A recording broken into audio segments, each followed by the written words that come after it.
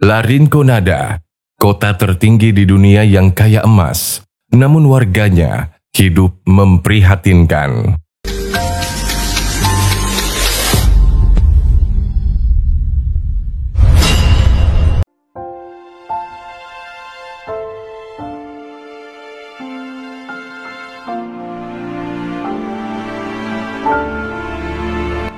Jauh dari kesan kemegahan, tempat ini memiliki wajah pemukiman dengan aura yang begitu suram.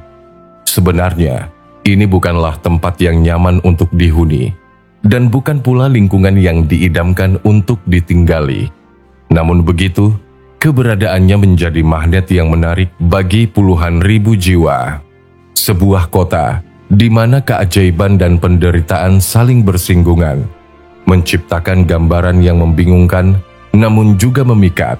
Dan inilah La Rinconada, kehidupan memprihatinkan di kota tertinggi di dunia yang tersohor karena tambang emasnya. La Rinconada merupakan kawasan pemukiman terpencil yang terletak di wilayah pegunungan Andes bagian timur, Provinsi San Antonio de Putina, Peru. Berada pada ketinggian 5.100 meter dari permukaan laut, La Rinconada sering disebut sebagai kota tertinggi di dunia. Sebagai perbandingan, kota ini bahkan 2 kali lipat lebih tinggi dari distrik Mulia di Puncak Jaya, Papua, yang hanya setinggi 2.448 meter dari permukaan laut. Tempat ini juga jauh melampaui tinggi desa Hargo Dalam di Gunung Lawu, yang berpredikat sebagai desa tertinggi di Indonesia dengan ketinggian 3.265 meter dari permukaan laut. Banyak hal yang menarik perhatian dari kota di atas awan ini, terutama mengenai kehidupan penduduknya. Lingkungan kumuh dan gersang menjadi ruang hidup masyarakat selama bertahun-tahun. Saking gersangnya, tidak akan ditemukan satu batang pohon pun di sini. Kondisi ini semakin diperparah dengan cuaca yang sangat dingin dan kadar oksigen yang begitu minim. Penduduk La Rinconada hidup dengan kadar oksigen 50% lebih rendah dari tempat normal. Berada di ketinggian, orang-orang yang tak biasa tentu akan merasakan kesulitan bernapas bila berlama-lama berada di kota ini. Meskipun begitu, La Rinconada dihuni oleh puluhan ribu jiwa. Hanya ada satu alasan mengapa banyak orang rela tinggal di tempat seperti ini.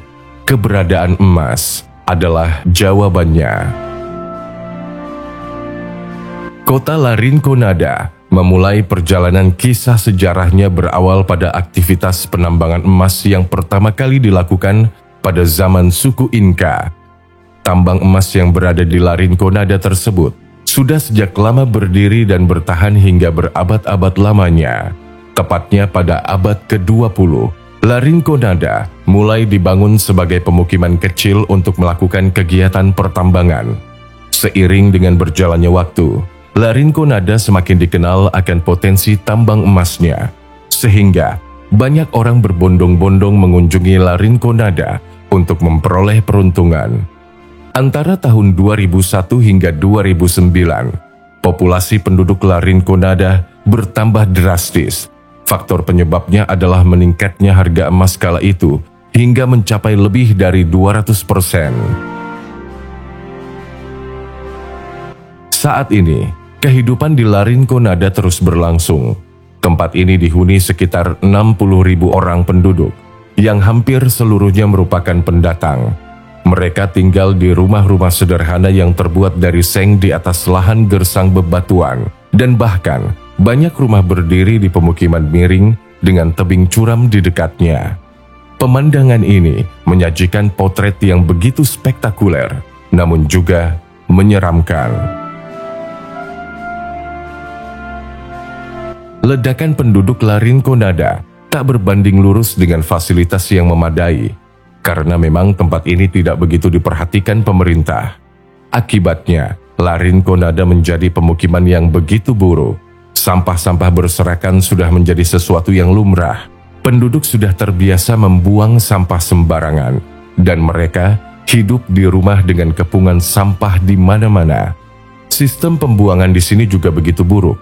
Akibatnya, Sebagian limbah terkadang meluber ke jalan. Hampir sebagian besar rumah tidak memiliki toilet pribadi. Mereka mengandalkan toilet umum untuk dipakai bersama-sama oleh banyak warga.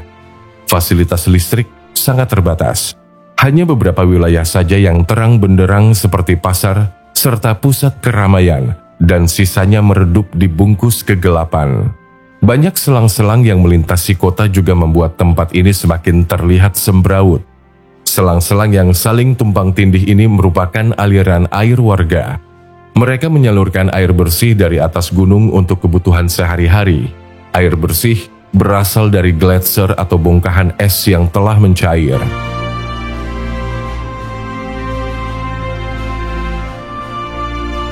Secara umum, perekonomian dan mata pencaharian penduduk ditopang oleh sektor pertambangan emas. Sebagian lagi berjuang menjual barang, bekerja dari prostitusi, dan mengais emas dari bebatuan bekas tambang untuk mendapatkan uang yang dilakukan oleh kebanyakan penduduk wanita di Larinconada. Setiap pagi, para pria berjalan berkilo-kilometer menanjak untuk mencapai lokasi tambang. Tambang ini berbentuk terowongan dan dikendalikan oleh perusahaan ilegal. Para pekerja sama sekali tidak mendapatkan gaji tetap di tambang emas. Para pekerja tambang bekerja di bawah sistem pemburuan ilegal yang disebut kecorio, di mana sistem ini membuat para pekerja tidak dibayar selama 1 bulan penuh. Namun sebagai gantinya, perusahaan memberikan 1 hari kebebasan dalam setiap bulan bagi para penambang. Dalam 1 hari tersebut, para penambang bekerja untuk diri mereka sendiri. Artinya, berapapun banyak emas yang didapat, mereka berhak membawa pulang emas tersebut. Jika beruntung, para penambang dapat pulang dengan senyuman. Namun bila nasib sedang tidak bagus, beberapa penambang harus pulang dengan tangan hampa. Sistem seperti ini memiliki nilai plus dan minus. Penambang bisa saja mendapat bayaran besar pada hari itu, ataupun tidak mendapatkan bayaran sama sekali. Yang jelas, semua tergantung pada keberuntungan dan rezeki masing-masing penambang. Meski kehidupan di sini terlihat begitu sulit, namun warganya punya cara tersendiri untuk mencari kesenangan. Ada 1 lapangan bola mini dengan rumput sintetis tempat warga berolahraga.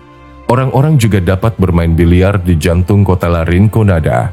Tempat-tempat umum juga terlihat semarak di malam hari, dan beberapa tempat hiburan malam siap menerima pengunjung yang lelah setelah seharian bekerja. Namun sayangnya, angka kriminalitas seperti pencurian cukup tinggi di Larinconada. Hal ini disebabkan warga setempat menyimpan uang tunai dan emas mereka di rumah. Tak satu pun bank berdiri di Larinconada. Jadi, berapapun banyak uang yang dimiliki, mereka harus menyimpannya sendiri di rumah. Larinconada yang berdiri di atas gunung emas tak menjamin kehidupan warganya lebih baik. Selain itu, penambangan emas yang dilakukan secara terus-menerus tentunya akan merusak lingkungan di sekitar Larinconada, mulai dari kontaminasi merkuri hingga menyebabkan sejumlah polusi pada udara, air, dan tanah.